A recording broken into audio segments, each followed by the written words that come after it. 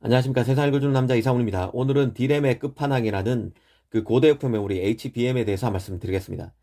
최근 그 미 매체 WCCF 텍이 삼성의 연례 테크데이 행사를 인용하면서 삼성이 내년 2분기, 그러니까 2022년 2분기에 HBM3 양산에 나선다고 보도했습니다.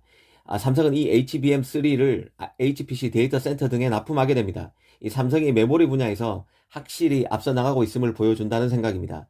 그 HBM은 현재 존재하는 D램 중에 가장 고부가가치 제품이라고 생각하시면 됩니다.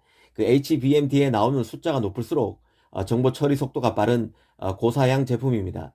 현재 그 HBM, HBM2, HBM2E까지 나왔는데요. HBM보다는 HBM2가 좋고 HBM2보다는 HBM2E가 더 좋다는 뜻입니다. 이 삼성과 하이닉스가 HBM2E 양산까지 하고 있습니다. 그리고 마이크론이 지난해부터 HBM2를 만들고 있습니다. 사실 하이닉스가 올 10월에 HBM3를 업계 최초로 개발했다고 떠들썩하게 홍보했는데요. 결국 양산은 삼성이 내년 2분기부터 가장 먼저 하는 것 같습니다. 먼저 그 HBM이 어떤 역할을 하는지부터 한번 따져보겠습니다. 일단 그 CPU가 있으면 CPU의 짝꿍은 D램입니다. 메모리로서 D램이 CPU 연산을 지원하는 역할을 맡는다는 뜻입니다.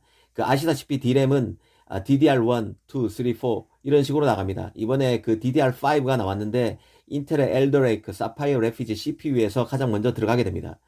그런데 GPU는 그래픽만 처리하는 프로세서입니다. 이것을 지원하는 D램이 바로 그래픽 D램인데요. 이 표기는 DDR 앞에 그래픽을 의미하는 G를 붙입니다. 그래서 그래픽 D램은 GDDR1, 2, 3, 4 이런 식으로 나갑니다. 그런데 이 DDR 그래픽 D램에는 그 전송 폭이 있습니다. 이 그래픽 D램의 경우 메모리 대역 폭이 64비트로 구성되는데요. 데이터가 왔다 갔다 하는 도로라고 생각하시면 이해하기 쉽습니다. 64비트니 64차선이라고 생각하면 될 것 같습니다. 그런데 인공지능 연산 등 더 고차원적인 연산을 하려면 훨씬 더 많은 데이터를 주고받을 수 있어야 합니다. 그래서 개발된 게 대역폭이 넓은 고대역폭 메모리 HBM입니다. HBM은 메모리 대역폭을 1024비트로 구성했습니다. 도로로 치면 1024차선이 인셈이죠. 그래픽 D램과는 비교가 안 되는 것입니다. 최근에 이 HBM이 각광받는 이유가 바로 머신러닝용, 자율주행, 비트코인 채굴 등 고차원 프로세서를 지원하는 이 고성능 D램이 바로 HBM이기 때문에 그렇습니다. 가령 그 자율주행으로 치면 밖에 있는 상황을 그래픽 프로세서가 파악을 하고 정보를 처리해야 하는데요. 그런 걸 해내기 위해서는 그래픽 D램보다 훨씬 많은 정보량 처리가 가능한 HBM이 필요합니다. 성능이 뛰어난 만큼 그래픽 D램 등 다른 D램보다 훨씬 가격도 비싸다고 보면 될 것입니다. 그래픽 D램이 주로 일반적 컴퓨팅 환경에서 그래픽 카드를 지원하는 D램이라면 HBM은 특수 목적용으로 사용된다고 이해하시면 쉬울 것 같습니다. 더구나 그 HBM은 제작 과정도 일반 D램보다 훨씬 더 까다로운데요. 뛰어난 적층 기술이 필요해서 패키징 기술이 중요합니다.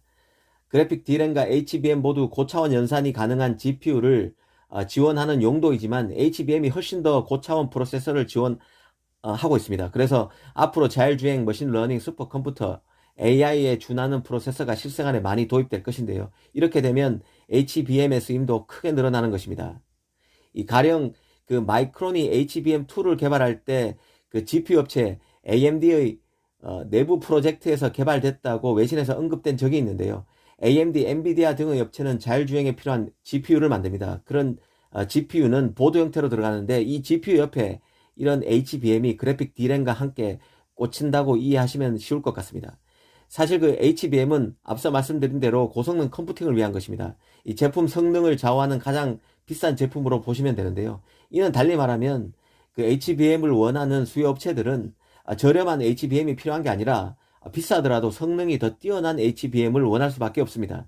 업계 1위 삼성으로서는 하이닉스, 마이크론 등 후발주자가 고부가 가치 시장에 뛰어들어와도 초격차를 유지하는 게 중요하다는 의미입니다.